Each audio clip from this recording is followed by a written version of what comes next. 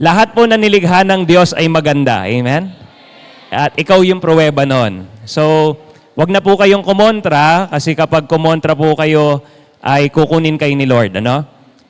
Tanggapin po natin that every creation of God is beautiful and every creation of God is perfect.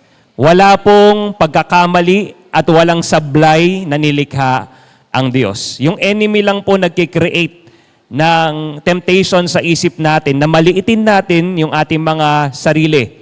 To the point na ikaw mismo ang nagiging dahilan ng discouragement na kapag tumingin ka sa salamin, bakit sabi perfect, ba't yung ilong ko disappointed? Bakit yung ilong ko kulang? Bakit yung mata ko ang liit, sila ang laki? Wherein the Bible does not say a standard of physical appearance other than, ang sabi ni Lord, let us make man in our own image and likeness. Huwag niyo po kasing i-compare yung sarili niyo sa iba. Ang pagkalikha sa iyo ng Diyos ay ayon sa wangis at tulad niya. So every time you look at yourself in the mirror, or ikaw mismo, pag nakakakita ka ng ibang tao, huwag niyo kasing tinitignan po yung kino-compare. Kaya sabi, oy, kulang kasi siya ganito, kasi siya ganito. No, nagkakaroon lang po ng kulang kasi may comparison ka. Pero pag wala kang comparison at si Lord lang ang comparison mo, you will see yourself perfect. Kaya sabihin, pakihimas nga yung katabi mo, sabi mo, perfect naman yung pagkalikha sa iyo ni Lord. Okay, huwag ka nang magduda. Huwag kang magdududa. Sige, pray po muna tayo. Let us ready our hearts. Lord, salamat po muli dahil kami ay pinagkaisa mo sa gawain na ito dahil mayroon kang mensahe na gusto pong ipahatid sa amin. Lord, gamitin niyo po ang inyong lingkod as we have opened our hearts. Humble us, O God. Humble us. Bring us down to your feet. Bring us down to your altar, O God. We come here not just because of tradition, not just because it's Sunday today, but we come here because of your holy presence. Dahil tinawag mo kami, Panginoon. Nandito po kami dahil alam namin, kailangan ka namin. Nandito kami dahil tinawag mo kami. And O God, as you will speak to us, I pray, by the power of the Holy Spirit, baguhin mo kami, Panginoon, para sa iyong kapurihan lamang. Salamat po, dahil ang bawat isa na nandirito, there is no accident. Walang bagay na bago sa iyo.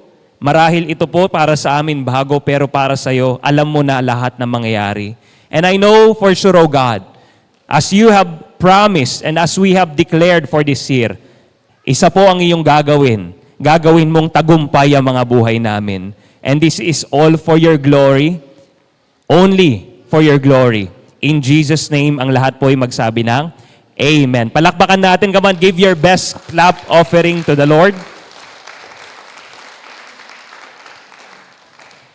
So remember, our declaration for this year is the year of divine victory. Meaning, because of God, you will experience wins, you will experience victories, you will experience panalo. Ano? May mga laban sa buhay, but because of God, He will make you endure, He will make you fight, He will fight the battles for you, at sigurado to, pag ang Diyos ang lumaban para sa'yo, hindi ka matatalo. Walang talo sa Panginoon. Nakakahiya po ang Diyos pag natalo po siya. So if you believe that God is going to fight for you, hindi mo na kailangan mag-alala kasi siguradong panalo ka na. Amen? Pwede bang i-declare mo sa katabi mo yon? Ano man ang pagdadaanan mo ngayon, panalo ka na. Okay? Ano man ang pinagdadaanan mo, panalo ka na. Declare that. Ikaw din, sa sarili mo, kung may pinagdadaanan ka, January pa lang, meron agad. Okay, may pwedeng dinala galing 2025, pwedeng natuloy, or pwedeng bago, pwedeng wala na pero bumalik. But declare this, panalo ka na. Dahil sa Panginoon, lahat ng bagay ay panalo. Amen? To God, everything is victorious. And as you believe that, God will prove it to you. Maaaring sa una, sabi, ba't panalo? Sabi ni Pastor, panalo. Sabi ng Bible, panalo. Bakit ganito yung buhay ko? Wait lang. Sabi mo sa tabi mo, wait lang. Okay. Because kung ipinakita na sa iyo agad ng Panginoon, hindi ka na aasa, hindi ka na mananampalataya kasi nasa iyo na. So kung bakit tayo umaasa at bakit tayo sumasampalataya, kasi kailangan mong maniwala habang wala pa sa iyo. Ibig sabihin, dadaan ka muna sa pagsubok para makita ng Diyos kung tapat ka ba talaga sa Kanya. Dahil madaling humawak po ng tagumpay pero hindi ka sumampalataya. Pero yung mananampalataya ka, na makikita mo pa lang yung tagumpay, God will prove true to you na ang Diyos ay tapat at mabuti sa iyong buhay. Ipapakita ng Diyos yon. So today is January 11. So kapag ito pong araw na to ay lumipas, kumapit na nampalataya ka sa Kanya, at dumating po yung araw na panalo ka, isa lang ang sasabihin mo, dahil sa Diyos, ako'y tagumpay. Dahil sa Diyos, ako ay magtatagumpay. It may be a present now. Itong present na January 11 na ito, but one day it will be past. Magiging past po ito. Pero paalala sa iyo yun ng Panginoon na hindi mo siya kalimutan. Paalala yon na kahit noon pa, sinamahan ka na ng Panginoon. Yang katabi mo ngayon, I believe, in his heart, in her heart, kahit maraming pinagdadaanan yan, bumabalik sa isip niya, nandito pa din ako dahil kay Lord. Hindi ako pinabayaan ng Diyos. Alam niyo po, as I look at you right now, nakikita ko po yung mga muka ng hindi pinabayaan ng Diyos. Okay? Parang yung sabi, Pastor, bakit yung mga anak, pag pinabayaan sa kusina, lumalaki, di ba? Parang lumalaki. Bakit yung mga anak ng Diyos, kapag hindi pinabayaan, pag pinabayaan, lumalaki din yung ulo, Pero kapag hindi pinabayaan ng Diyos, patuloy na nagpapakumbabayan. Patuloy na lumalapit sa Diyos. At pwede bang, as an encouragement, i-congratulate mo yung katabi mo, sabihin mo, salamat sa buhay mo na patuloy na lumalapit sa Panginoon. Why? Our topic for today, since we are in the series of God First, sa buong month ng January, ang title po ng ating topic ngayon, God First, Going Back to God. Okay, dahil God First, dahil una ang Diyos, ang pag-uusapan natin is why and how we are going back to God. Because most of the time, ito po ay isa sa mga challenging na nangyayari po sa tao as shown in the story of the 10 lepers na pinagaling. Yung 10 lepers po, they have tried every medication. Nag-try na po sila ng iba't ibang solusyon pero hindi sila gumaling until they heard, oy, merong Jesus. May pag-asa pa tayo. Kasi yung Jesus, kapag nagpagaling, siguradong gumagaling. And these 10 lepers were encountered by Jesus Christ at nung lumapit si Jesus, sinabi niya, humayo na kayo, bumalik kayo sa mga pare, at kayo ay gagaling. And yes, truly and true enough, habang naglalakad sila po ay gumaling. Pero tingnan niyo po ilan yung bumalik kay Jesus? Okay. Alam nila na ang nagpagaling si Jesus, pero yung siyam ay bumalik na po doon sa kanilang mga dating ginagawa sa buhay, o kaya doon sa pamilya, sa trabaho, saan man, pero may isa na bumalik kay Jesus. Take note of this. Only that one person was able to go back to God dahil may kakaiba sa kanya na wala yung siyam. Okay, pinakita ng Panginoon, commonly, maraming mga tao mahihirapan talagang bumalik sa Diyos. The percentage, kung ibabase po natin doon, only 10% can come back to the Lord with passion, with action. Only 10%. So kapag binilang po natin ang mga tao sa Bungabon, halimbawa, 70,000, minimum na at least, sana, nasa ilan po 10% ng 70,000? Sana kahit 7,000, merong bumabalik sa Panginoon. But I believe sa One Love Ministries, 100% ang bumabalik sa Panginoon. Okay, tignan mo yung katabi mo, sabi mo sa kasama ka doon. Okay?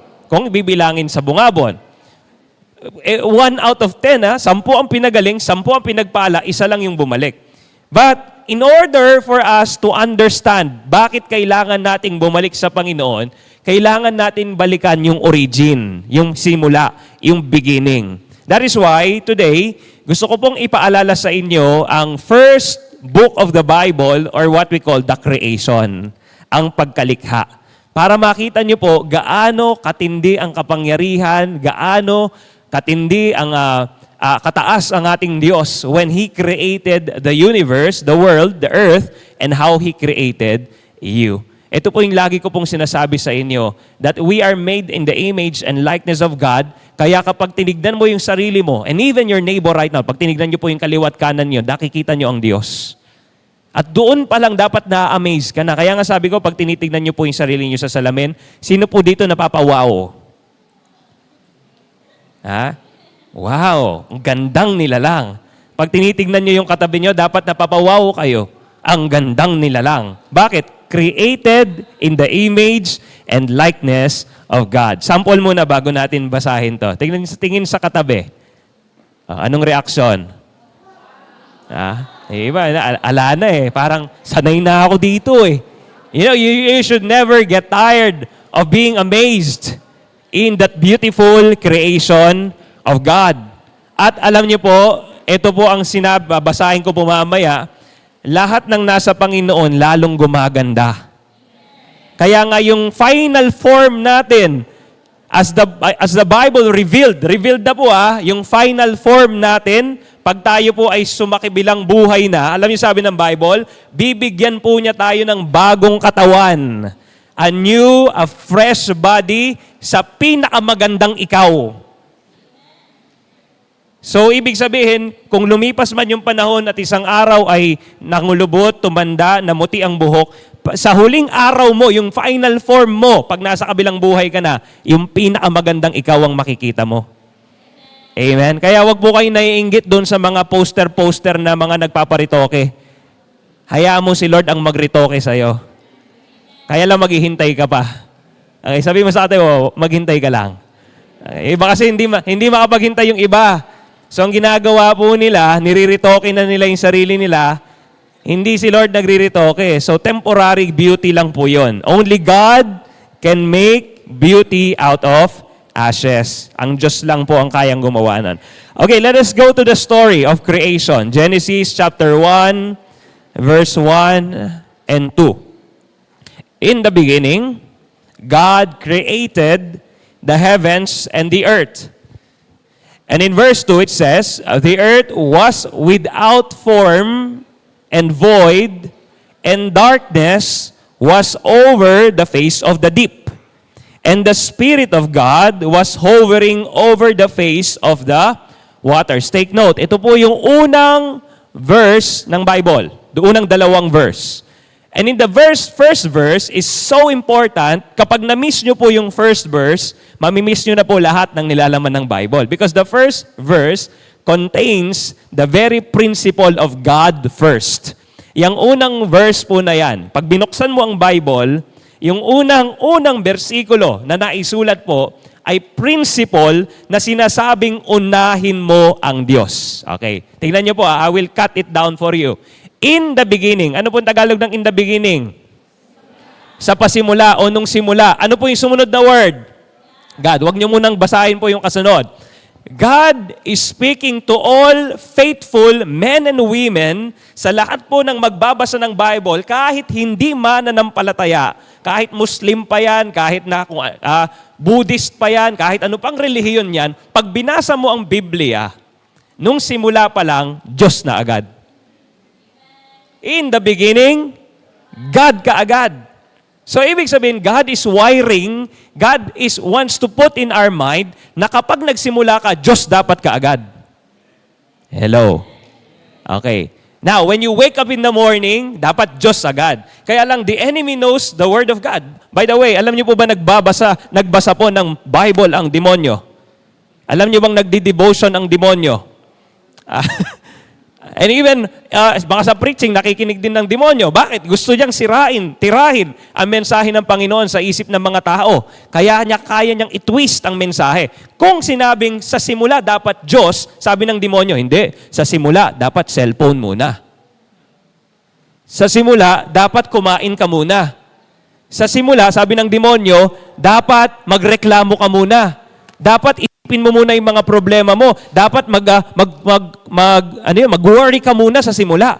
Hindi po. Ang sabi ng Bible, sa simula, si God kaagad. Again, but the enemy knows that. Kaya yung simula mo sa umaga, titirahin ka na ng kaaway. You tend to worry a lot, you tend to think of a lot of schedules, a lot of things, pero hindi natin nailagay si God sa una ng ating mga oras. When God say, in the beginning, God. Okay. Nung nabigyan po ako ng pagkakataon na mag-aral po sa Israel, this was the first topic po namin for 1 week. Kasi isang buwan lang naman po ako nandoon. Isang linggo po namin tinapik po ito. Ang word na in the beginning, God, is the word Bereshit po. In the beginning, Bereshit. Yung word na Bereshit sa Hebrew, ber is it. Kapag yun pong tatlong word po na yun ay dinivide, ang ibig sabihin po nun ay in the presence. In the presence. Pakisabi nga po, in the presence. Okay. Tapos God, Yahweh. Ibig sabihin, yung unang words ng Bible, ang gusto ni Lord, pag nabasa mo yon, anong sabi niya sa'yo? Kung itatranslate po sa English o sa Pilipino, dapat nasa presensya ka ng Diyos. Dahil hindi ka mabubuhay apart from the presence of God. Tanggalin mo ang isda sa dagat, patay. Ilagay mo ang aso sa dagat, merong habitat, may place of living, dwelling. May bahay po ang lahat ng creation, ang bahay mo sa Diyos. Tanggalin ka sa Diyos, patay. Kaya marami ang namatay ang kalooban, na marami ang namatay ang kaisipan, ang wisdom, ang pagmamahal, ang pagpapatawad, ang maayos na ugali, namatay po yan. Because apart from God, we are dead. That is why God in the beginning says, Bereshit, doon ka sa presensya ng Diyos. Kaya yung katabi mo ngayon, nag-e-enjoy yan ngayon. Hindi dahil sa preaching, sa presensya ng Diyos. Every time you listen to the Word of God, you're not just enjoying the preaching. Let me tell you, what you're enjoying is the presence of God. Kaya yung na-enjoy mo, kung na-enjoy mo yung isang lugar, bumabalik ka eh. Di ba sabi mo, pag nakapunta ka sa, yung mga nakapunta ng labi, parang ako, ay babalik ako, ang ganda dun eh. Pag nakapunta ka sa isang, ay, ang ganda, babalikan ko to. Pag natikman kang masarap, ay, ang sarap, babalikan ko to. Nagiging favorite nyo po yung isang lugar o isang pagkain kasi nasarapan ka, binabalikan mo. Amen? Pero pag ayaw mo, anong sasabihin mo? Hindi na ako babalik. Markahan mo to.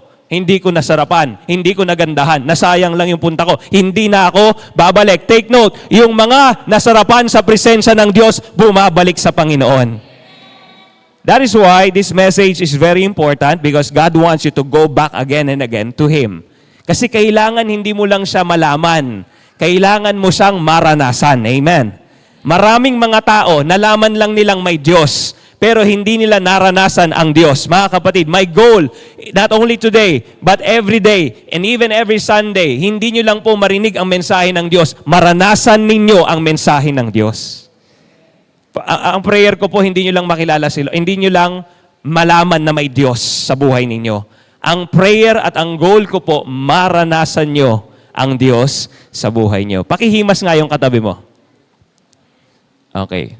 Minsan yung iba hindi nakakaramdam ng himas kasi iba-iba yung iniisip. Pakikurot ga yung katabi mo. Okay, may mga tao rin, minsan pati kurot hindi nararamdaman dahil marami pong iniisip. Pakitulak nga yung katabi mo. Ayan. Minsan kailangan natin ng tulak para maranasan ang Diyos. Mga kapatid, ang mga pagsubok po natin, huwag po kayong malungkot. May mga pagkakataon ng pagsubok natin ay tulak ng Panginoon sa atin.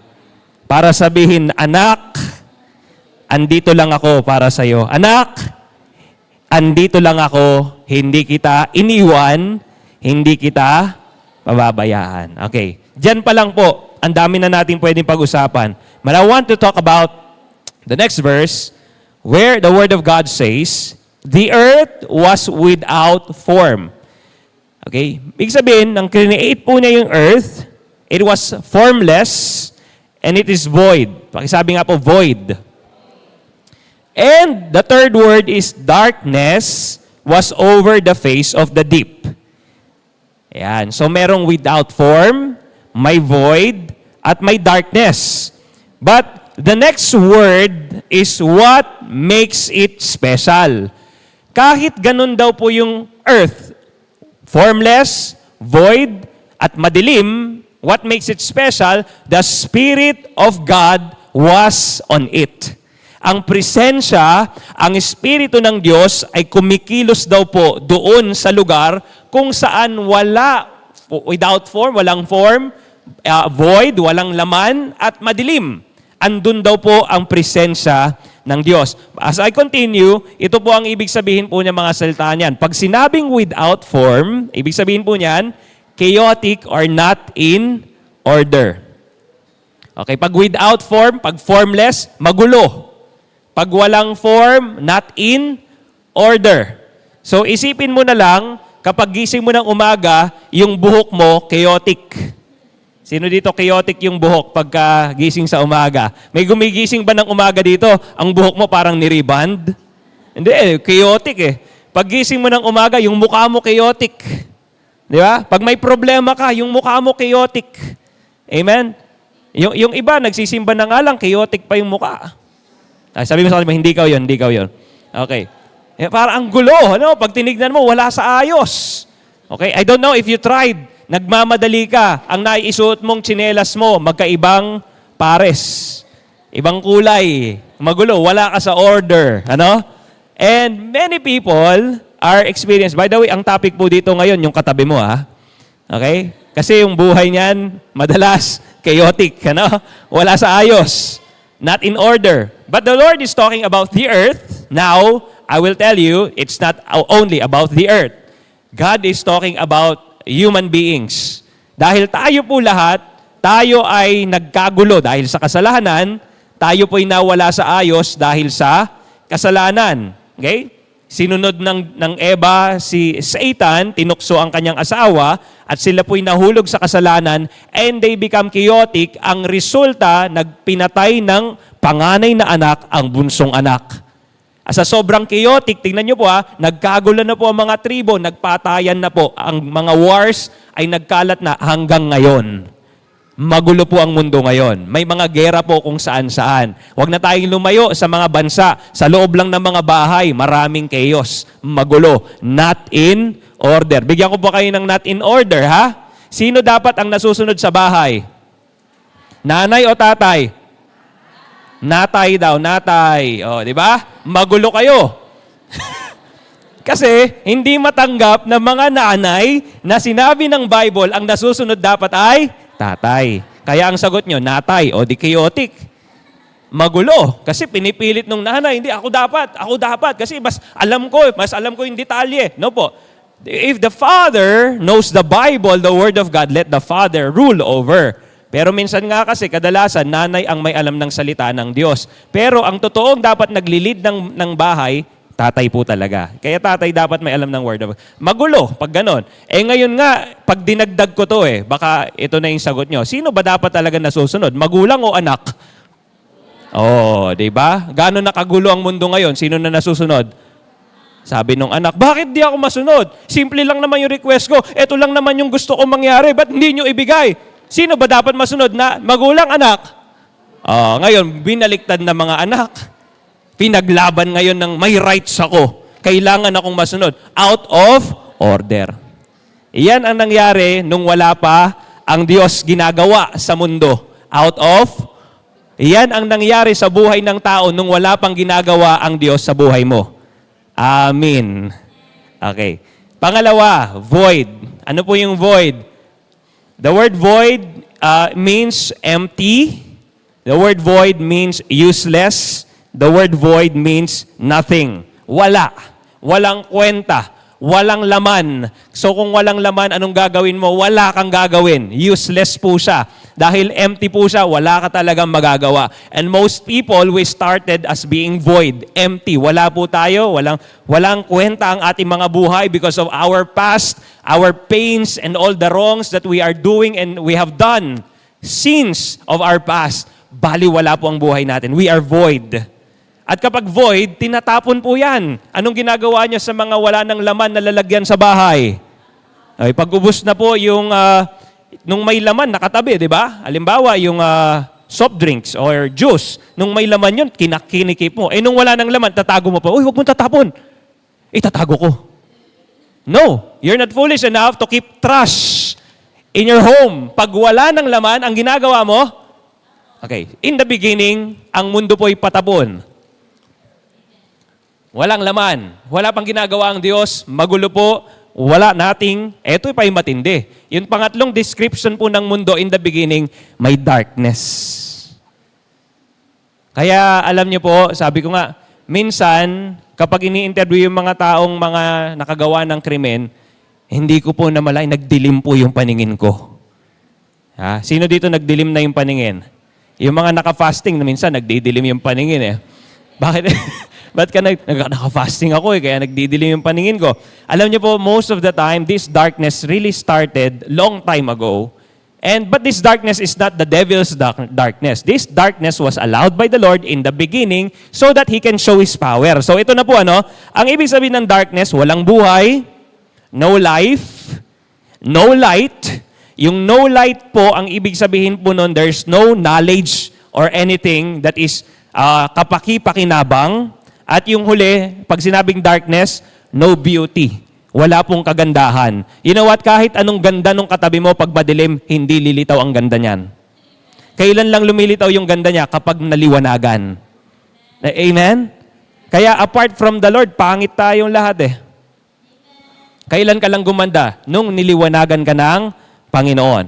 So, when you say darkness, ayan, walang buhay, walang liwanag, patay, at walang ganda. Wala ang makikitang ganda. Ang isang bulaklak, kailan lang po maganda yon? Pagka nag-bloom na po siya. It was so colorful. Pero pag nalalanta na siya at nagkulay dark na siya, hindi mo sasabi, ay, ang ganda ng bulaklak, lanta. No. Yung appreciation mo ng beauty when you see the colorful flowers. You see, it needs light para mag-reflect yung kulay. Tanggalin mo yung liwanag, madilim. Pag madilim, wala kang sinasabi, ay, ang ganda. Pag gabi po ba, sinasabi niyo, ang ganda sa bundok? Hindi eh. Pumunta ka sa labi ng gabi, walang liwanag po yung mga mountains, ano makikita mo doon? Madilim. At walang magsasabi, ang ganda sa labi pag gabi.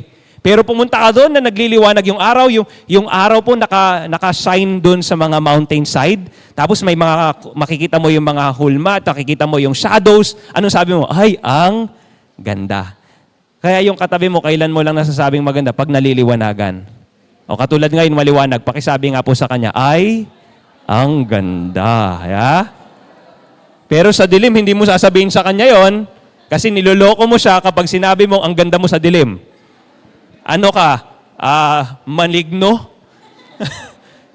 Anong maganda sa dilim? Ano ako? Multo? No. You only get beautiful because of the light. Okay. Now, ito ngayon ang ginawa ng Diyos. In order, create po niya ang kailangan ng mundo at kailangan ng tao. In order. Take note. Nasa order po lagi ang Diyos. Okay, here's the 6 days of creation in summary. In day 1, God created the light. God said, let there be light. Pakisabi nga po, let there be light. Okay, so God separated it from darkness, creating day and night. So meron pa rin pong darkness, pero yung darkness, yun na po yung gabi. So He created the light, yun po yung araw. So meron na tayong araw at gabi in day 1. In day 2, God created the expanse or firmament to separate the water from above from the waters below, forming the sky. So, create po niya yung liwanag, nagkaroon ng araw, tapos pangalawang araw, create niya yung sky. Pakisabi po, sky. Okay, pansinin niyo, when He created the light, nakita na po lahat, pero nakita, formless pa din, nakita, void pa rin. Now, He is now putting something in the nothing. Yung wala, nilalagyan niya na ngayon. Yung blank na papel, dinodrawingan na ngayon ng Panginoon. Nilalagyan niya na ng image. So, second day, He created the sky. Day 3, God gathered the waters from the sea, revealed the dry land, so puro tubig nung una, and filled it with vegetation, plants, and trees. So, on the third day, nakita na po yung lupain, nakita na yung mga bundok, at nakita na rin yung mga pananim, mga plants, vegetations, and trees. So, if you are kung nakakasabay po kayo sa akin, para po siyang blank paper, blank canvas na unti-unting pinipintahan ng Panginoon. Kasabay po kayo. So as you can see, pag blanco pa lang ang nakikita mo, parang walang kwenta. Hindi mo siya, andyan lang yan, nakatambak lang dyan, wala kang pakialam. Pero ngayon, may laman na siya, may makisasabi, oh wow, meron nang nakikreate, meron nang lumalabas. At yun po yung unti-unting ginawa ng Panginoon. And therefore, God placed the sun, the moon, and the stars in the sky to mark the seasons, days, and years. Kaya po tayo may taon-taon, may buwan-buwan, may linggo-linggo, may araw-araw. Because God wanted, kasama po sa order ng Panginoon yan. Kasama po sa paglikha niya. And day 5, God created creatures of the sea and birds of the sky. So, nandyan na po yung mga hayop, andyan na po yung mga lumilipad sa himpapawid. So, habang tumatagal, lalong gumaganda. Amen? Okay, take note. Habang may ginagawa ang Diyos sa mundo, lalong gumaganda yung mundo. Nagsimula sa wala, nagsimula sa wasak, nagsimula sa pangit, pero dahil ang Diyos ay kumikilos sa mundo sa pamamagitan ng kanyang Espiritu Santo, na-create po yung magagandang bagay sa mundo. Okay, sino po dito nagagandahan sa dagat, sa bundok, sa sky? Every time you look at the sun, the moon, the stars, ang ganda. Why? Bakit ka nagagandahan? Kasi Lord ang lumikha niyan. Okay, by the way, every time na may nilikha po si Lord, alam niyo po ang last ng kanya sinasabi, every verse ng kanyang pagkalikha, anong sabi? Sino mga nabasa? Nasihan ng Diyos. Sa English, it was good. So kaya ganun yung heart mo. Connected kasi kay Lord yan. Kahit na hindi ka mananampalataya, lahat ng tao magagandahan sa creation ni Lord kasi galing tayo sa Diyos. Kaya tuwing nakakakita ka ng kahit yung mga halaman, mga ibon, kahit nga minsan yung iba, ewan ko ba, ba't may nagagandahan sa langgam? Meron pong nangongolekta ng langgam. Yung iba nagagandahan sa ahas. Nangongolekta ng kasi meron tayong appreciation sa lahat ng nilikha ng Panginoon. Oh, ito na. On the 6th day. Kapit. Bakit? What happened on the 6th day? Ito yung araw na nilikha ng Diyos ang pinakamagandang creation niya. I tell you, hindi lang good ito. Itong creation na to, very good. Ang pruweba niyan yung katabi mo. Tingnan mo yung katabi mo, sabi mo, yummy. Hindi lang good yan, very good. That is why, I tell you, hindi po mali na nakaka-appreciate ka ng creation ni Lord, lalo ng tao. Ang mali lang, sinasamba na ng tao yung tao. Yeah, we appreciate beauty of the creation. Kaya yung mga artista, talagang nagiging artista sila because we appreciate them. Pero ang problema ng tao, imbis na maging artista lang sila, ginawang Diyos. Kasi tuwing darating, Ewan ko kung isa kayo sa gumanon na, Tapos, papicture nga. Tapos pag nagpapicture, I'm so blessed, nagpapicture ako. Diyos, tao lang din yun. Pero ang turing natin sa kanila, parang Diyos na. Doon po nagkakamali. Pero yung appreciation sa tao, normal po yun kasi yung taong yun, imahe ng Diyos. But don't miss the point. Don't miss the point. Tandaan niyo po to. Sana, bago nyo i-appreciate yung iba, ma-appreciate nyo muna yung mukha nyo. Kasi ikaw ang pinakamalapit na creation ni Lord sa'yo, hindi yung iba.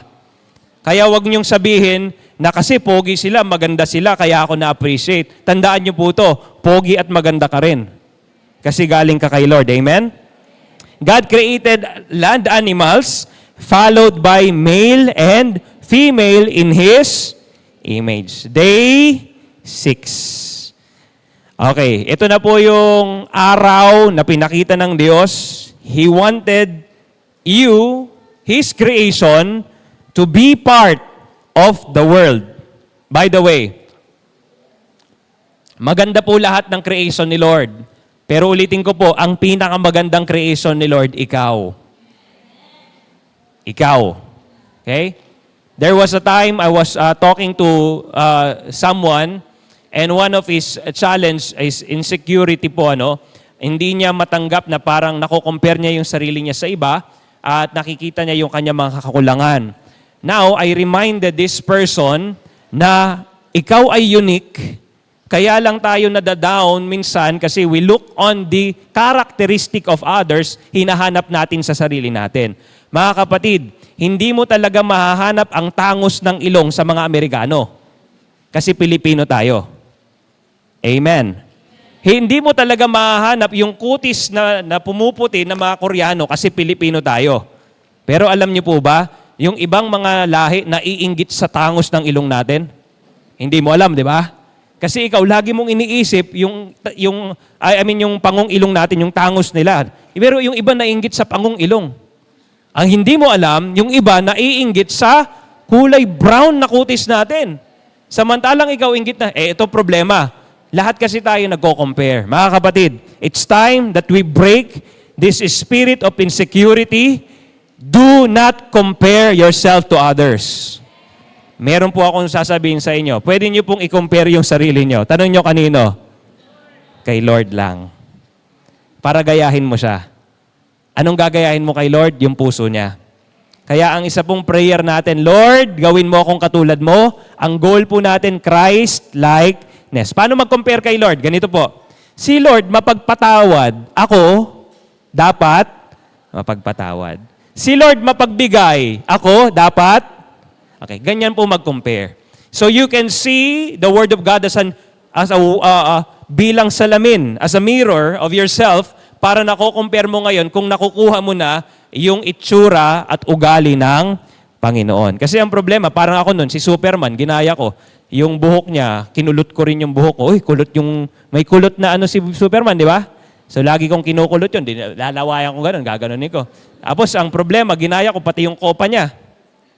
Yung kapa. So lalabas ako sa bahay namin, nung bata ako. Hindi pa ako nakontento. Di ba, ganun na nagagaya eh. Ginaya ko yung brief niya, wala sa loob, nasa labas. Tapos hindi ako nakontento, kulay red kasi yung brief niya, di ba? So naghanap ako ng red na panty ng nanay ko, sinuot ko rin. So feeling ko, kulang pa. Ang mga gagaya kasi gusto, magaya mo lahat eh. Lumilipad si Superman. So trinay kong lumipad. Nung una, kaya ko, hindi ako nakontento sa mababa. Pumunta ako sa taas ng tricycle. Pagtalon ko, boom, pilay. Ayan, na-hospital po ako noon. Simula noon, sabi ko, hindi ko nagagayahin si Superman. Nakilala ko si Peter Pan.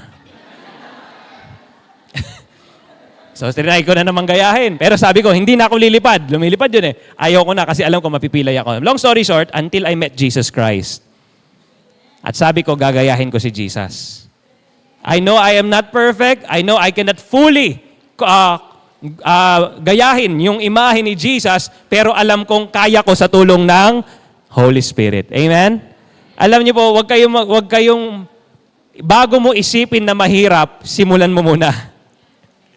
Yes, bago niyo po simulan na mahirap gawin ng isang bagay, simulan niyo. And you will see, listen to this, pag para sa Diyos ang ginagawa mo, bibigyan ka ng lakas ng Diyos.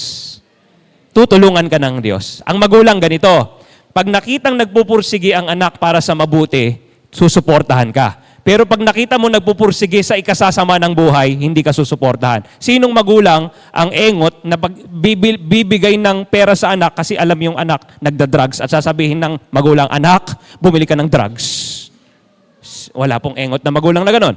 Pero kapag ang magulang nakikita yung anak na ginagamit ng tama't maayos, ikabubuti, kagaganda ng buhay, why not support and provide for everything that the child needs? Amen? Kaya po ang Diyos ganun din. Pag nakikita niyang para sa ikabubuti mo, God will provide. God will give. But on the seventh day, balik na tayo sa creation. On the seventh day, huwag niyo pong gagayahin si Superman, hindi niyo kayang gayahin. Si Jesus pwede pa. On the seventh day, God rested on His work. Ayan, para sa mga masisipag, huwag niyo nang kakalimutan to. This was written by the Lord through the book of Genesis. Nasa unang aklat po, nasa unang chapter ng Bible, nagpahinga ang Diyos. Okay, let us pause for, papahinga lang ako sandali. Sabi mo sa katabi mo, himasin mo siya, magpahinga ka din.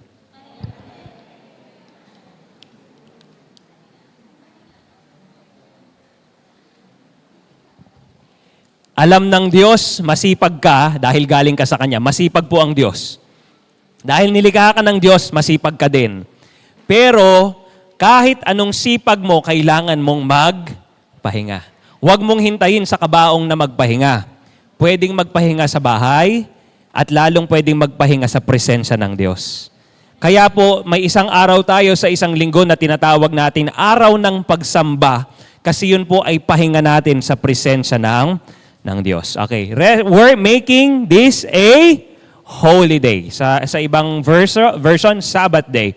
Because this holy day is not meant only for God, listen to this, but the holy day, hindi na kailangan ng holy day ni Lord kasi holy siya. Ulitin ko po, hindi kailangan ni Lord ng holy day kasi holy na siya.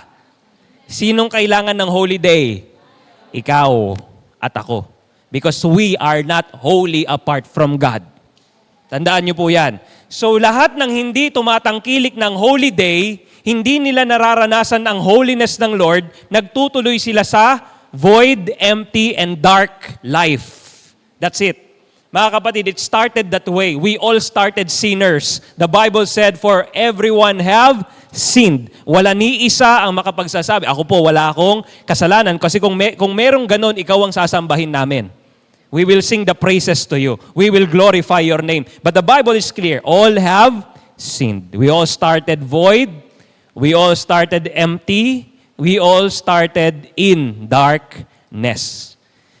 But the Lord came for us to give us light, created us, but the Lord made this, what he called this, schedule.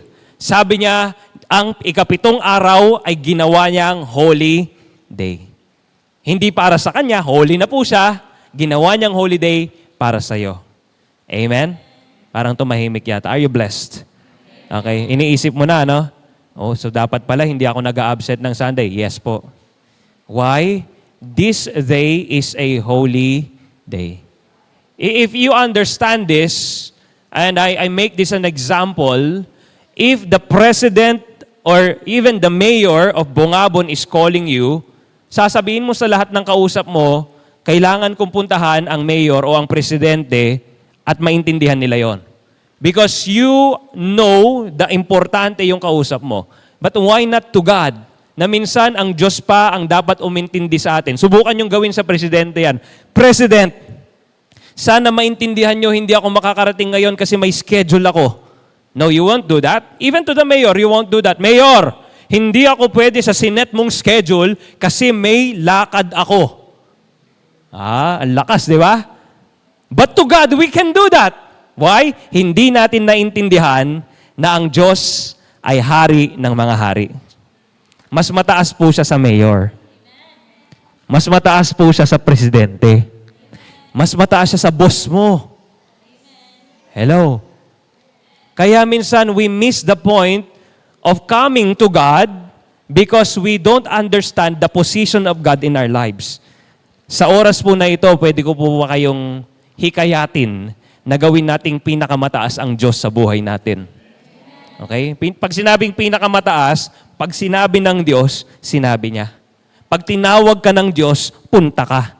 Pag ang Diyos ang nag-set ng schedule, hindi pwedeng may umagaw ng schedule. That is why we can say God said, He rested on the seventh day and make it a holy day. Kung pwede nga lang, kung kaya nyo po eh. If it's on the seventh day or on your rest day, do not entertain anything that is apart from God.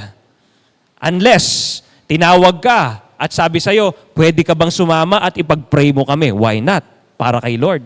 Pwede ba tayo mag-usap kasi gusto kong makilala si Lord? Why not? Sige. Pero apart from it, let it be your holy day with the Lord. Amen? Okay. Ano ngayon ang significance ng creation? The creation signifies that, listen to this, take note, only God can make something out of nothing. Walang-wala, pero may lumitaw. Diyos lang ang makakagawa nun. Second, only God can fix the brokenness in the world. Magulo, pero inayos niya. Diyos lang ang makakagawa nun. Yung katabi mo, kaya niyang ayusin yung magulong buhok niya. Pero Diyos lang ang kayang umayos ng magulong buhay niya. Buhok lang kaya nating ayusin. Take note. Ako nga, minsan, di ko pa maayos yung buhok ko. Gumugulo pa rin dahil sa hangin eh. Pero alam niyo si Lord, kahit gaano kagulo ang buhay mo, kaya niyang ayusin. Kaya niyang ayusin ang wasak na buhay natin. Yung testimony ni Ate Claire kanina, the broken pieces, shattered pieces, hindi mo kayang pagdikit-dikitin yon. Pero si Lord, kaya niyang gawin yon. The proof is yung katabi mo ngayon. Wasak na yan, durog na yan. Hindi na alam ang gagawin. But how come he has hope right now? How come siya ay matatag ngayon at sumasampalataya sa Panginoon? Inayos ni Lord eh. Amen? At inaayos ni Lord. Broken na yan. Nasaktan na ng ilang beses, paulit-ulit. Araw-araw, 2025, 2026, may sakit na dinadala. How come yan ay nakakatayong matatag sa Panginoon? Inayos ni Lord. Pangatlo, only God can fill up the emptiness in the world. Wala, pero nagkaroon. Ubos, pero nilagyan. Alam niyo po, only God can do this. From nothing into something, from having nothing, darkness, nagkaroon po ng liwanag. Yung emptiness, yung pagiging void natin, si Lord lang ang kayang maglagay niyan. And here's the good news to all of you. Ecclesiastes chapter 3 verse 11, no matter how dark was your past, no matter how broken you are in your past, no matter how painful your past is, sabi ni Lord, He has made everything beautiful in His time. Sa Tagalog, kahit gaano ka kapangit noon, kaya kang pagandahin ni Lord. Sabi mo sa katabi mo, walang pangit sa Panginoon. Sa demonyo lang po yun. Kaya yung mga pangit mag-isip, sa demonyo yan. Yung mga pangit ang salita, sa demonyo yan. Yung mga pangit ang gawa, desisyon na pangit, sa demonyo po yan. Kaya marami po sa atin na demonyo noon. Huwag niyo sabihin hanggang ngayon.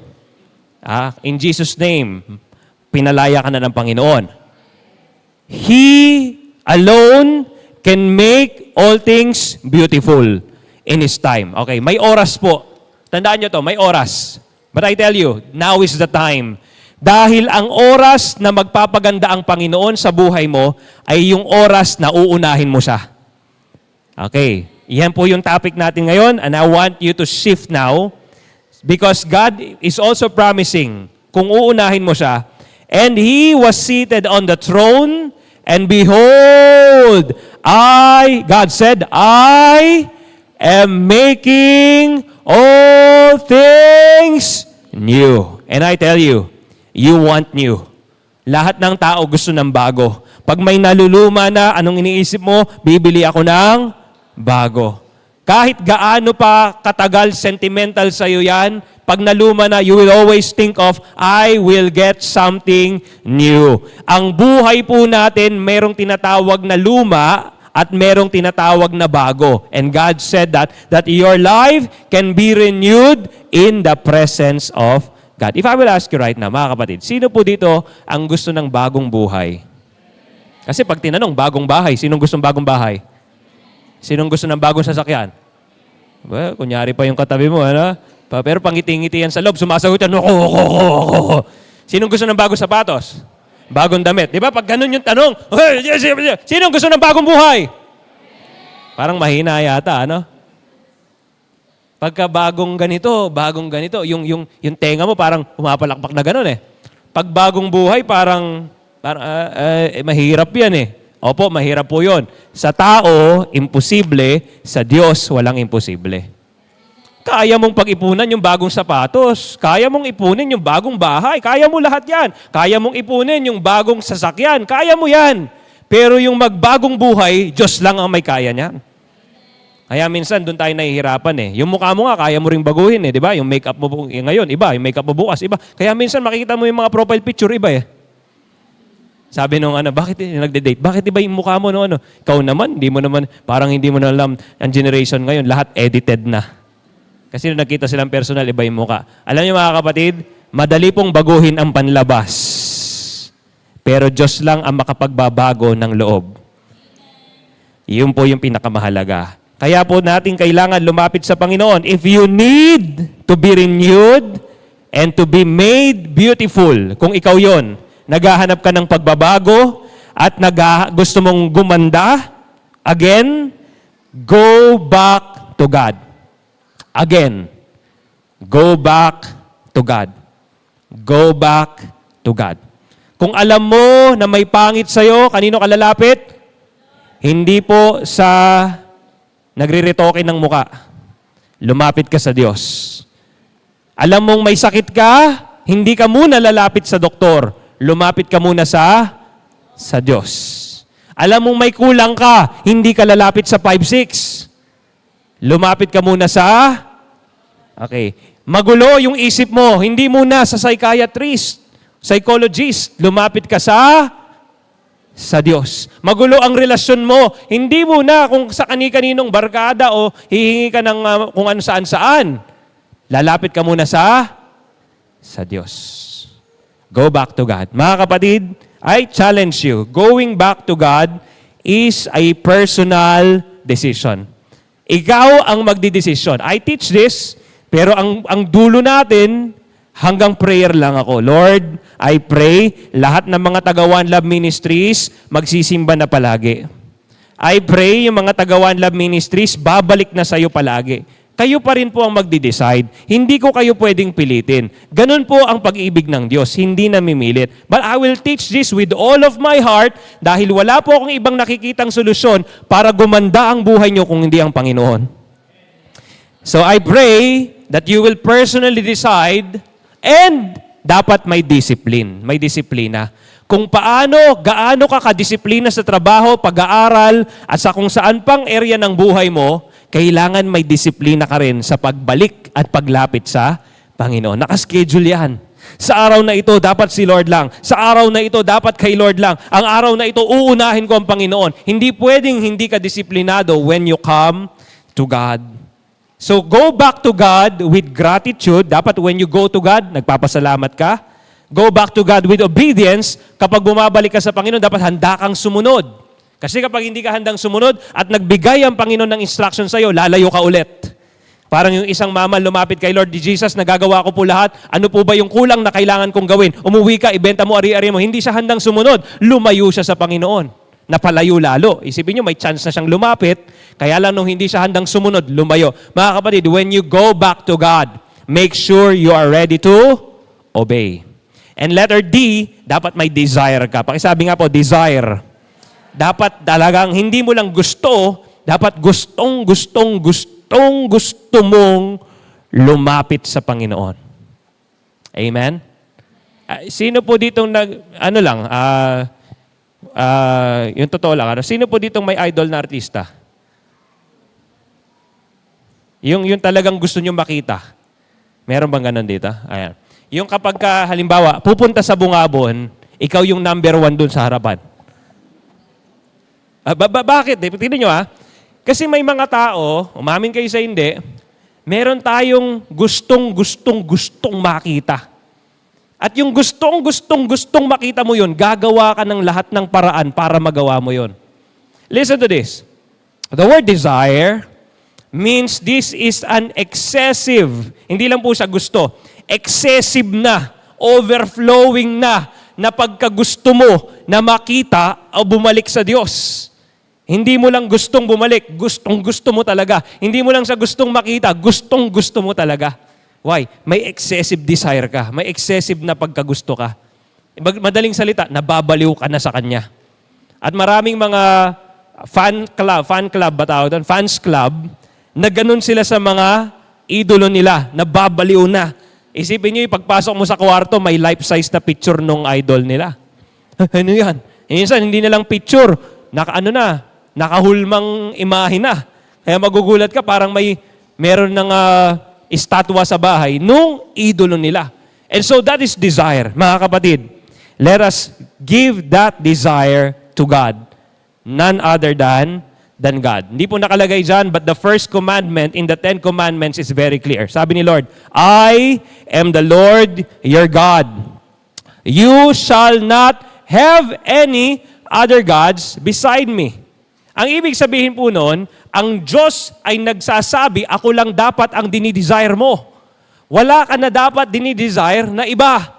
Ako lang. Kaya nga po, isa po sa curse na binigay sa babae nung si Adan po'y nagkasala, from this day on, you will desire your husband. Curse po yun. Bakit? Ang gusto ni Lord na i-desire lang nung una, siya lang. Hello? Pero maraming mga mag-asawa ngayon, ang desire na nila, hindi na ang Diyos, asawa na. Anong ibig ko sabihin? Mas nasusunod na ang asawa kaysa sa Lord. Walang ganun sa one love. Kasi si Lord talaga nasusunod sa one love. Hindi asawa. Amen? Sabi na, huwag ka magsimba! Pag nagsimba ka, hindi mo na ako asawa. Oo, hindi na ako sisimba. Bahala si Lord. Kasi mahal kita. Saan si Lord? Alam niyo po, there will be a time God will even test you not only with your husbands and wives, but even your children. Or kung ikaw ay children, with your parents, para ipakita na ang desire mo lang talaga, hindi tao, kundi si Lord. Curse po kasi yon mas nasunod na yung tao kaysa sa ang tao, dinesire na yung trabaho, dinesire na mag-please ng tao, magawa lang yung sinasabi ng tao kahit hindi na magawa yung sinasabi ng Diyos. Ang desire natin is to please men. Curse po yan. The Bible said, do not become man-pleasers. Hindi tao dapat ang napiplease natin. Ang napiplease dapat natin, si Lord. Desire God. Okay? So, practicality. Paano babalik kay Lord? Sinong gusto mo bumalik kay Lord? Okay, eto na po. How to go back to God. Matthew chapter 6 verse 33. Ito pa lang po yung message, Pastor. Tapos na yung oras mo. How to go back to God. Sige, pwede na pong magpatugtog. But seek first the kingdom of God and His righteousness, and all these things will be added to you. I want you to focus on the how. Paano? Gusto kong bumalik kay Lord, pero bakit nahihirapan ako? Ito yung sagot ni Lord. Bakit ka nahihirapan bumalik sa Diyos? Because there is Matthew 6:25 before 33. Ano po yung 25? Therefore I tell you, do not worry about your life, what you will eat or what you will drink, or about your body. What you will wear, isn't life more than food, and the body more than clothing. Sabi ni Lord, kaya kayo nahihirapan, kasi masyado kayong nag-aalala sa pagkain, sa inumin, sa katawan nyo, sa isusuot nyo, sa bahay ninyo, sa buhay ninyo.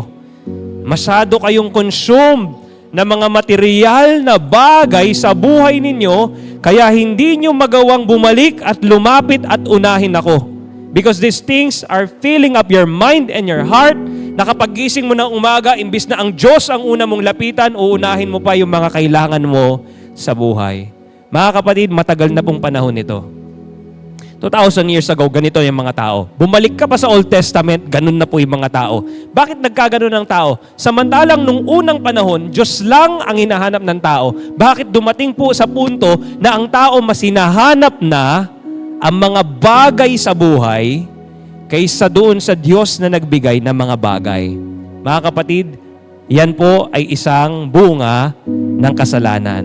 Bunga po yan ng paglayo sa Panginoon. And I want to tell you right now, you must rebuke that. Kailangan nyo pong kumalas, kailangan nyo pong lumaya diyan. Na instead of thinking of your needs, why not? I will give you an advice of wisdom. Instead of thinking of your needs, pakinggan nyo po to, bakit hindi mo isipin ang Diyos kaya niyang ibigay yon? Ang problema, we wanted to be gods over ourselves, God's over our families, God's over our children kung magulang ka. Because you think, ganito ka mag-isip, ako magbibigay ng lahat ng kailangan ko, ako magbibigay ng lahat ng kailangan ng pamilya ko. Let me tell you something. If you will not trust God, God can take you in an instant. And God will prove to you, hindi mo kayang mabuhay nang wala siya. Paano kung tamaan ka ng sakit? Paano kung tamaan ka ng mga hindi ka na makagalaw, hindi ka na makapag-isip? And because you allowed the enemy to attack you without God, and then suddenly doon ka mag-iisip, sana inuna ko na yung Diyos. Siya pala ang magbibigay ng lahat. Yun po yung kwento nito. At matagal na panahon na ito, mga kapatid. Hindi lang ngayon, hindi lang sa Matthew, sa Old Testament, ganun na po ang mga tao. Church, sabi niya, translate ko po sa inyo itong Matthew 6:25. Bakit takot na takot kayong mawalan? Bakit takot na takot kayong walang makain? Bakit takot na takot kayo na walang inumin? Bakit takot na takot kayong walang maging damit? Listen to this. Pero bakit hindi kayo takot mapalayo sa Panginoon? Bakit hindi kayo takot na wala kayong oras sa Diyos? Bakit hindi kayo takot na hindi kayo sumisimba sa Diyos? Sumasamba? Bakit hindi kayo takot na hindi kayo nagpe-pray sa Panginoon? Pero takot kayong walang makain, takot kayong walang inumin, takot kayong walang isuot, pero hindi kayo takot na napapalayo na kayo sa Diyos. Bakit? Bakit? You can answer that in your heart. Contemplate on it, meditate on it. Bakit kaya? Takot tayo mawalan ng maraming bagay, pero hindi tayo takot na mawala ang Diyos. Bakit? That's a big question to all of you. Church, divine victory can only be experienced. Mararanasan lang ang tagumpay ng mga taong sugapa kay Lord. I tell you, pangako ni Lord yan. Hindi mapapahiya ang mga nagtitiwala sa Diyos. Gusto mo ng tagumpay, kumapit ka sa Diyos. Lumapit ka sa Diyos. Magsipsip ka sa Diyos. Maging sugapa ka sa Diyos. Unahin mo ang Diyos. So what shall we do? The Bible is very clear. But seek first the kingdom of God. Ano ibig sabihin ng seek? To seek is to get or obtain. To seek is to pursue with passion. To seek is to have a deep desire. Dapat malalim na pagkagusto mo sa Diyos. Pag sinabing seek, hinahanap mo. Pag sinabing seek, pinipursue mo. Pag sinabing seek, gusto mong makuha. May kwento sa Bible, dumaan po siya sa bukid, may nakita siyang perlas doon sa bukid, at pagkatapos ay tinabunan niya yung perlas, umuwi, nakita niya yung pinakamagandang perlas, umuwi siya, anong ginawa niya? Binenta niya lahat ng ari-ari niya para mabili yung lupa para mapasa kanya yung perlas. Ayaw niyang nakawin eh. Pwede naman niyang kunin niya, basta ba't di niya kinuha? Ayaw niyang magnakaw, gusto niyang makuha sa tamang paraan. May pagkakataon na po siyang nakawin yung perlas doon sa lupain na hindi sa kanya, pero hindi niya ginawa. Wais. Binenta niya lahat ng ari-arian. He left everything for that pearl. Sino po yung pearl? Si Jesus. Ganun yung desire niya kay Jesus. Mga kapatid, God is calling us this year. Dapat may ganun kang desire kay Jesus. Kaya mong i-pursue ang Lord with passion. Say the word with passion. Alam niyo po yung passion? Pag kumakain ka ng masarap na pagkain, habang kinakain mo, ganito ka, sarap. Alam mo yung passion? Yung kapag nanonood ka ng palabas o kumakanta ka sa karaoke, binibigay mo lahat. Pag sumasayaw ka pa, passion yun. Alam mo yung passion? Yung kapag nakakapanood po tayo ng mga talent, kapag sumayaw sila, kakaiba. Ikaw, pag sumayaw, parang kahoy. Passion po yun. Yung binibigay talaga lahat. Passion po yun. Kapag todo bigay ka sa Panginoon, passion po yun. Kapatid, this year I challenge you. Isik nyo si Lord ng totoo. Passion po yun. Hindi yung pag nagbabasa ka, para ka bang inaantok. Passion yung pag nagbabasa ka, hindi ka lang nakangiti. Para ang baliw, tuwang-tuwa ka. Praise the Lord. Grabe si Lord. Alam mo yung kulang na lang, parang kinukurot mo na si Lord.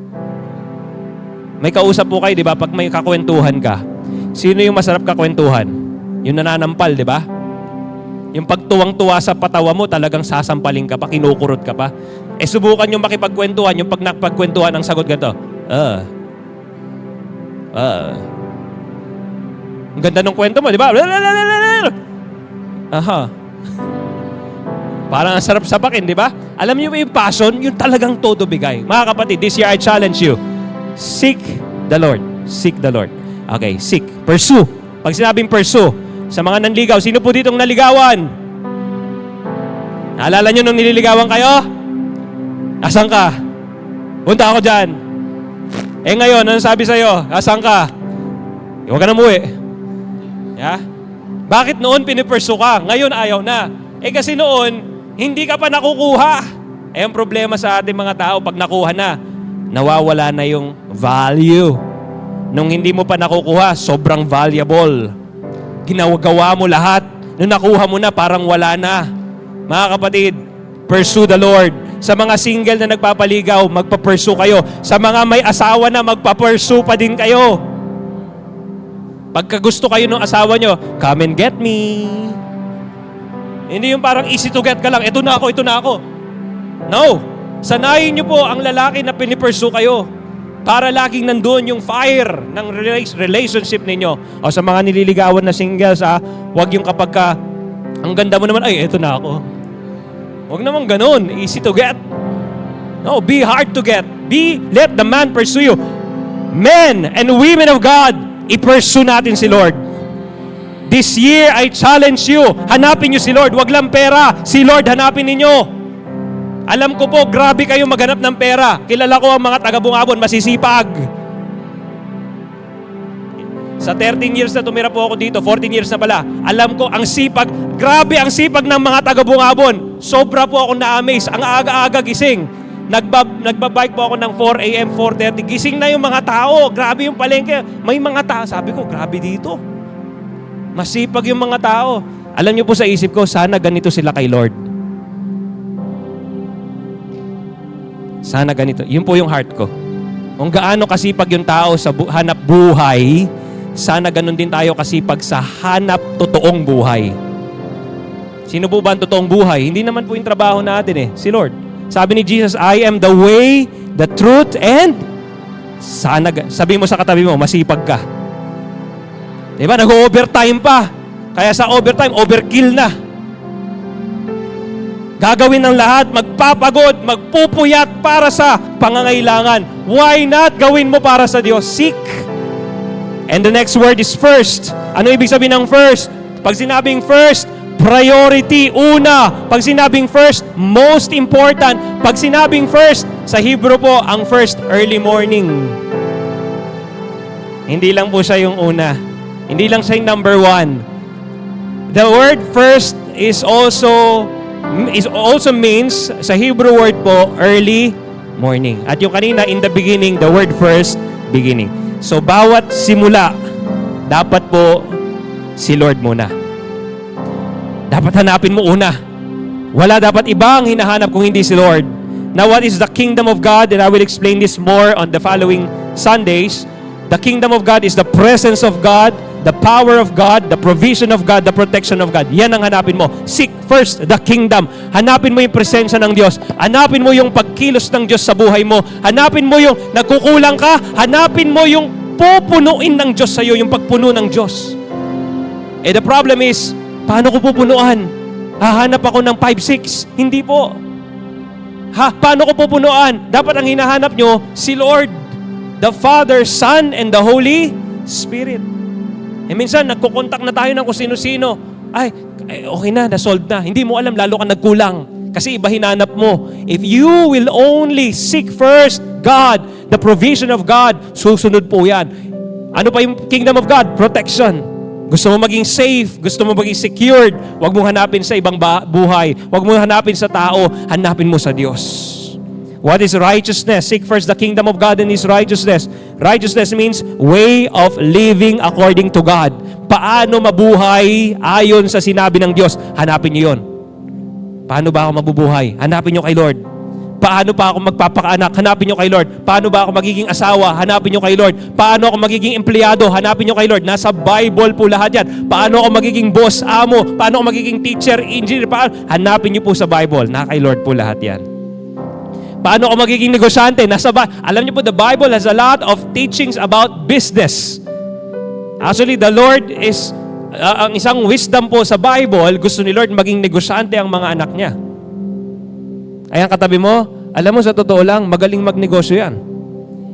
Amen? Kaya pansin yung utak natin, laging may trade na ginagawa. Yung utak mo, pag ginawa mo to, bibigay ko to. Pag binigay mo ko to, bibigay ko to. May trading lagi sa utak mo in many forms.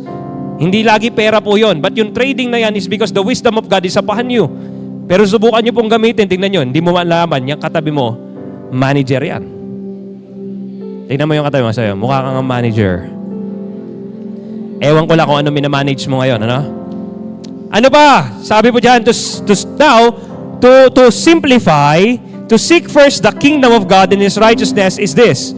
to always desire the presence of God first and to live according to His will. If you do this, God promised, mga kapatid, I leave this to you.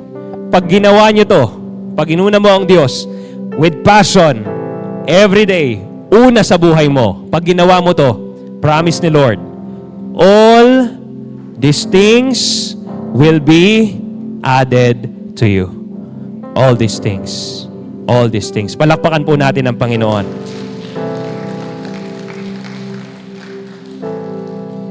Tayo po tayo lahat.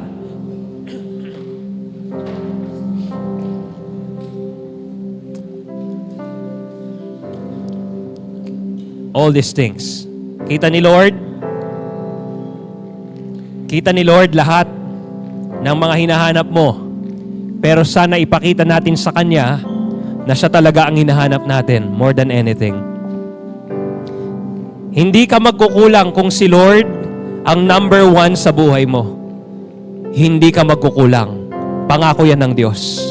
Pwede bang sabihin mo sa katabi mo yan? Sabihin mo yan sa katabi mo. I-declare mo yan sa katabi mo. Hindi ka magkukulang kung si Lord ang number 1 sa buhay mo.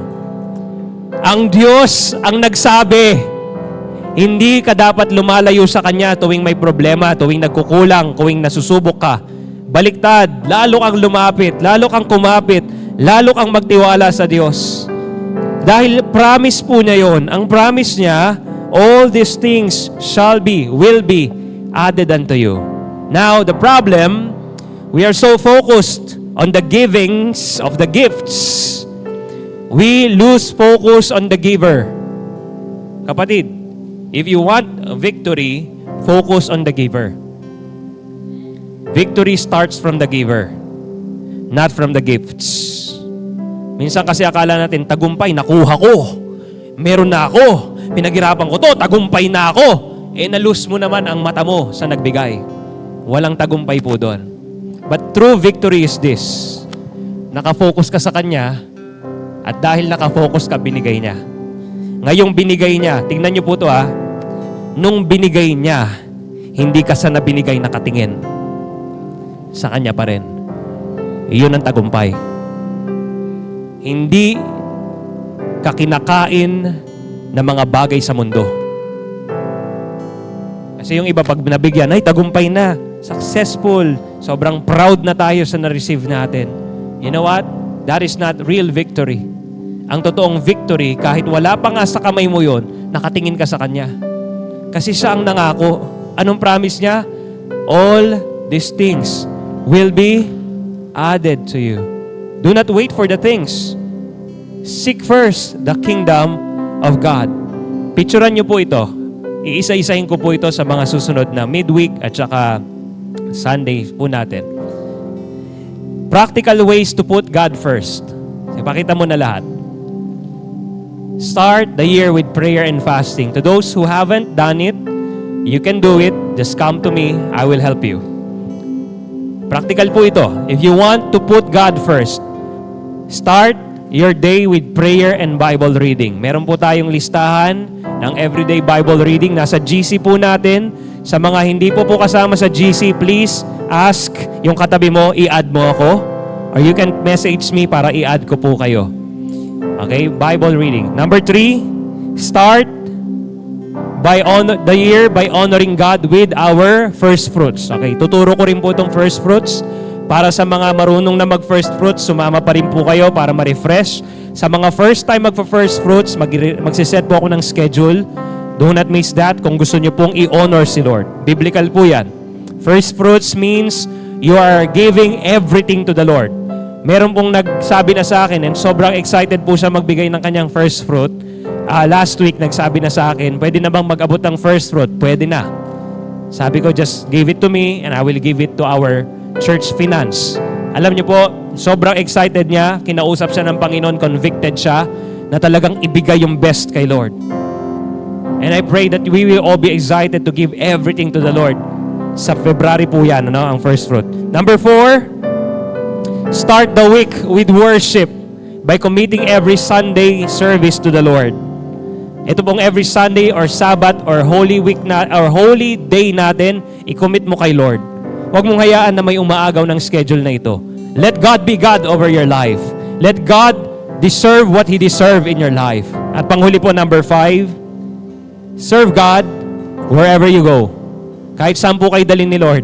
May it be sa trabaho, sa school, kahit patambay-tambay ka lang, kahit saan ka dalhin ni Lord, serve God. How? By loving people. Amen? Okay. Sino po dito magsasabi, unahin ko ang Diyos sa buhay ko? Okay, taas po natin ang dalawang kamay natin. Lord, lumalapit po kami at nagpapakumbaba. And right now, O God, I lift up this church to you. Ang One Love Ministries po ay walang ibang gagawin sa buhay namin. Hindi lang linggo-linggo, kundi araw-araw. Wala kami ibang gagawin kung hindi unahin ka sa buhay namin. If you are one with me in this prayer, I want you to personally say this prayer from your heart. Kayo po ang magsabi kay Lord. Kayo po ang mag-commit kay Lord, hindi ako. Kayo po mag-commit. Sabihin niyo, Lord, uunahin kita. Come on, just say that prayer to the Lord. Uunahin kita araw-araw. Uunahin kita linggo-linggo. Come on, say it from your heart. If that is your desire, kung hindi pa, sabi mo, Lord, bigyan mo ako ng desire na unahin ka araw-araw. Yes, God, I pray that everyone in this church, in One Love Ministries, lahat ng puso uunahin ka, Panginoon. Kilala ka namin, mararanasan at naranasan ka namin. Kaya hindi pwedeng hindi ka una sa buhay namin. God, in the name of Jesus, I offer this church to you. Isang simbahan na inuuna ang Panginoong Hesus. Isang simbahan na alam namin na ikaw ang hari ng mga hari. Ang Diyos ng mga Diyos. Isang simbahan na kinikilala ka, nakataas-taasan, makapangyarihan sa lahat. Isang simbahan na nagsasabi, sa buhay namin, ikaw ang number 1, Panginoon. Ang simbahan po na ito, inialay ko sa iyo. Dahil ikaw ang nagtatag, ikaw ang magpapaganda ng simbahan na ito, Panginoon. Ang ibig mo sabihin, ang buhay namin ay aayusin mo, O God. And I pray in the name of Jesus, bawat isa po, bawat isa, nagagawin ang Matthew 6:33, bawat isa na uunahin ka, Panginoon. Salamat na po. Salamat, O God. As you have showed me, Lord, ngayong taon na ito, this is God's vision for me. Lahat ng uunahin ng Diyos, uunahin niya rin ang tagumpay ng buhay mo ngayong 2026. Hindi ka babagsak, hindi ka matatalo, pero magtatagumpay ka sa pangalan ni Jesus. Yan ang kanyang pangako para sa iyo, para sa iyong mag-asawa, sa mga anak mo, sa iyong pamilya at sa lahi mo. Hawakan mo yan, tanggapin mo sa pangalan ni Jesus. At kung naniniwala ka, sumigaw ka ng malakas na hallelujah! Hallelujah! Tagumpay para sa mga sugapa sa Panginoon. In the name of Jesus! In the name of Jesus! Hallelujah!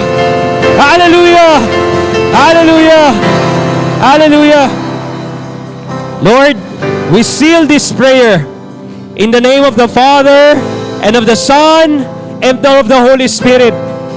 By your most precious blood, tagumpay para sa lahat ng uunahin ka. In Jesus' name, and everybody will say, Amen. Amen.